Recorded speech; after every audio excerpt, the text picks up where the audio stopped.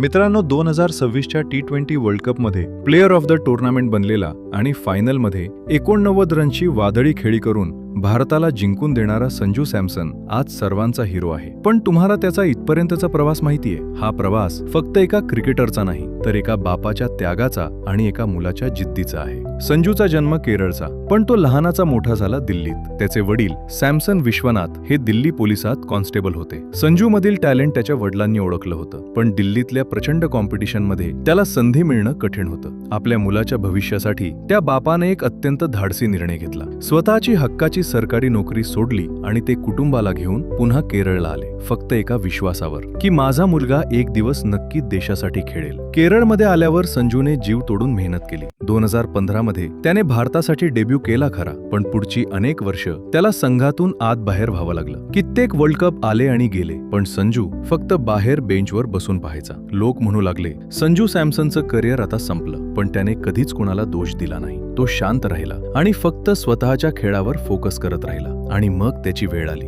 2024 मध्ये त्याने बांगलादेश आणि साऊथ आफ्रिकेविरुद्ध सलग 2 T20 इंटरनॅशनल सेंचुरी मारून इतिहास रचला. पण खरा पिक्चर बाकी होता. 2026च्या T20 वर्ल्ड कपचा. सुरुवातीला बेंचवर बसल्यानंतर जेव्हा त्याला संधी मिळाली, तेव्हा त्याने वेस्ट इंडिज विरुद्ध नाबाद 97, इंग्लंड विरुद्ध सेमीफायनलमध्ये 89 आणि फायनलमध्ये न्यूझीलंड विरुद्ध पुन्हा 89 रन्स मारले. ज्या मुलाला लोक विसरले होते, त्याने स्वतःच्या जीवावर भारताला वर्ल्ड कप जिंकून दिला. भावांनो, संजूच्या लाईफमधून एकच गोष्ट शिकायला मिळते, ती म्हणजे जेव्हा जग तुम्हाला नाकारतं, तेव्हा शांत रहा आणि स्वतःवर काम करत राहा. तुमची वेळ नक्की येईल, आणि जेव्हा ती येईल तेव्हा ती अशी वादळी असेल की संपूर्ण जग फक्त टाळ्या वाजवेल.